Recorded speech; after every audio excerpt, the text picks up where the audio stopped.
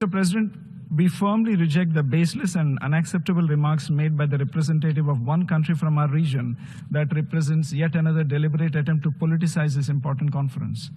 It's an undeniable fact that there have been fundamental changes in the circumstances since India concluded this water treaty that require a reassessment of the obligations under the treaty.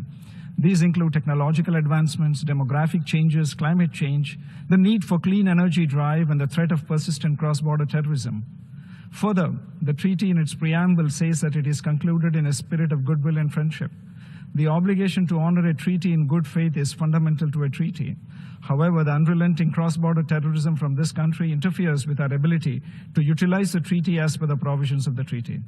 Mr. President, we must reject attempts to exploit UN platforms to spread falsehood and reiterate that SDG 6 must not be used as a pretext for disinformation or politicization.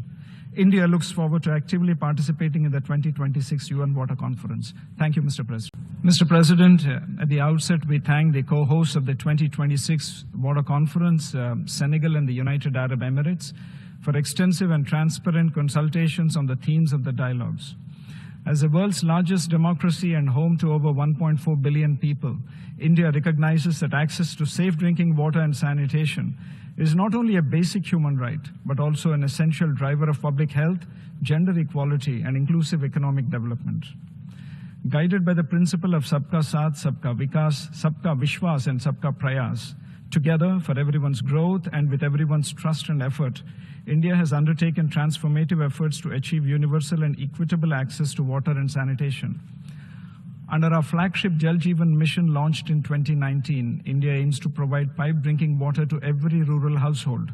In just 5 years, the mission has achieved remarkable progress, increasing coverage from 17% in 2019 to over 80% of rural households today, translating into more than 150 million households receiving tap water. This has had a significant impact on improving health outcomes, reducing hard menial work for women and girls, and enhancing school attendance. India's approach integrates technology, data, and community participation.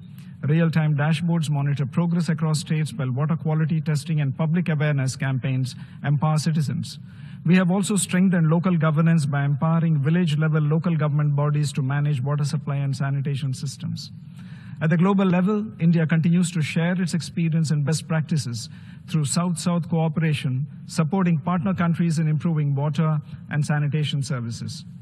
Mr. President, while we celebrate these milestones, we remain conscious of challenges ahead. Climate change, rapid urbanization, and growing demand for water resources call for resilient and sustainable water management strategies. India is advancing efforts in water conservation, rainwater harvesting, and rejuvenation of water bodies, ensuring that progress is sustainable and inclusive.